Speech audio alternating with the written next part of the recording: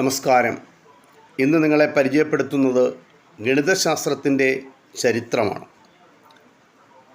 ഇന്നത്തെ ഇറാഖ് എന്ന രാജ്യം ഉൾപ്പെടുന്ന പ്രദേശമാണ് മെസോപ്പൊട്ടാമിയൻ സംസ്കാരം ഉടലെടുത്തത്. ഇതിൻ്റെ കേന്ദ്രം ബാബിലോണിയ ആയിരുന്നു. അവിടെ വികസിച്ച ഗണിതശാസ്ത്രം ബാബിലോണിയൻ ഗണിതമെന്നും അത് അറിയപ്പെടുന്നു. സുമേറിയൻ സംസ്കാരത്തിൽ നിന്ന് തുടങ്ങി ക്രിസ്തുമതത്തിൻ്റെ ഉത്ഭവം വരെ ഈ സംസ്കാരം നിലനിന്നിരുന്നു. BC 3000-നടുത്ത് നിലനിന്നിരുന്ന സുമേറിയൻ സംസ്കാരത്തിൻ്റെ കാലത്താണ് ഗണിതശാസ്ത്രം ആദ്യമായി എഴുതപ്പെട്ടത്. മൺപലകകളിലായിരുന്നു അത് എഴുതിയത്. 1850-കൾ മുതൽ ക്യൂണിഫോം ലിപികളിൽ എഴുതിയ 400-ലേറെ സുമേറിയൻ മൺപലകകൾ കണ്ടെടുത്തിട്ടുണ്ട്. 60 എന്ന സംഖ്യയെ അടിസ്ഥാനമാക്കിയുള്ളതായിരുന്നു ബാബിലോണിയക്കാരുടെ സംഖ്യാരീതി. 60 സെക്കൻഡ് കൂടുമ്പോൾ 1 മിനിറ്റ് ആകുമെന്നും 60 മിനിറ്റ് കൂടുമ്പോൾ 1 മണിക്കൂറാകുമെന്നും ഒരു വൃത്തത്തിന് 360 ഡിഗ്രി 60 × 6 ഇതൊക്കെയാണ് ആദ്യമായി ബാബിലോണിയക്കാർ ഗണിച്ചെടുത്തത്.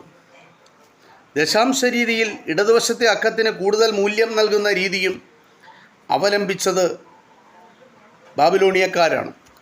സ്വന്തമായി വികാസം പ്രാപിച്ചുവെന്നതാണ് ലോകത്തെ മറ്റ് ഗണിതശാസ്ത്രങ്ങളെ അപേക്ഷിച്ച് ചൈനീസ് ഗണിതശാസ്ത്രത്തിൻ്റെ പ്രത്യേകത. ചൈനീസ് പഴയ ഗ്രന്ഥങ്ങൾ, ധാരാളം ഗണിതശാസ്ത്ര ഗ്രന്ഥങ്ങൾ ചൈനീസിലുണ്ട്.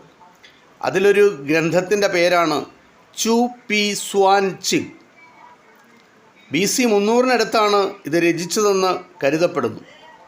ദശകസ്ഥാനത്തെ അടിസ്ഥാനപ്പെടുത്തി ചൈനീസ് ഗണിതശാസ്ത്രജ്ഞർ വികസിപ്പിച്ച സംഖ്യാരീതിയായിരുന്നു അക്കാലത്തെ ഏറ്റവും പരിഷ്കൃത രീതി. ഇൻഡോ അറബ് അക്കങ്ങൾ പ്രാബല്യത്തിൽ വരുന്നതുവരെ ഈ ലോകത്ത് അതുപയോഗിച്ചു. സ്വാൻപാൻ എന്ന ചൈനീസ് അബാക്കസാണ് ഗണിതശാസ്ത്രത്തിന് ചൈന നൽകിയ മറ്റൊരു മഹത്തായ സംഭാവന.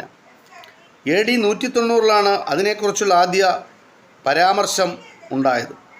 BC 212-ൽ കിൻഷി ഹുവാങ് എന്ന ചക്രവർത്തി ഔദ്യോഗിക അംഗീകാരമില്ലാത്ത എല്ലാ ഗ്രന്ഥങ്ങളും ചുട്ടരിക്കാൻ ആജ്ഞാപിച്ചു. ആ ഉത്തരവ് മുഴുവനായി പാലിക്കപ്പെട്ടില്ലെങ്കിലും അക്കാലം വരെയുള്ള ചൈനീസ് ഗണിതശാസ്ത്രം മിക്കവാറും വിസ്മൃതിയിലായി. പിന്നീട് ഹാൻ രാജവംശം ഗണിതശാസ്ത്ര സംബന്ധമായ പല ഗ്രന്ഥങ്ങളും രചിക്കാൻ പ്രേരണ നൽകി. AD 179-നോടടുത്ത് രചിച്ച ഗണിതശാസ്ത്ര കലയിലെ